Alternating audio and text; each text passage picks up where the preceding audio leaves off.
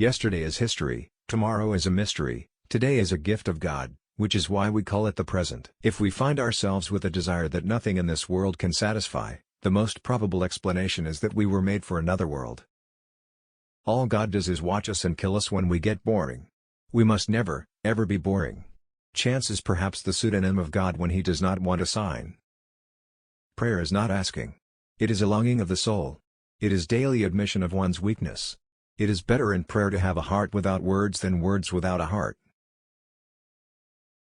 And now these three remain: faith, hope and love. But the greatest of these is love. God has no religion. We are not necessarily doubting that God will do the best for us, we are wondering how painful the best will turn out to be. God will not look you over for medals, degrees or diplomas but for scars. The darker the night, the brighter the stars, the deeper the grief, the closer is God. The function of prayer is not to influence God, but rather to change the nature of the one who prays.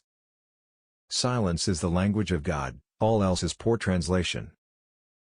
If you want to know what God thinks of money, just look at the people he gave it to. God can give us peace and happiness apart from himself because there is no such thing. Faith is not the belief that God will do what you want. It is the belief that God will do what is right.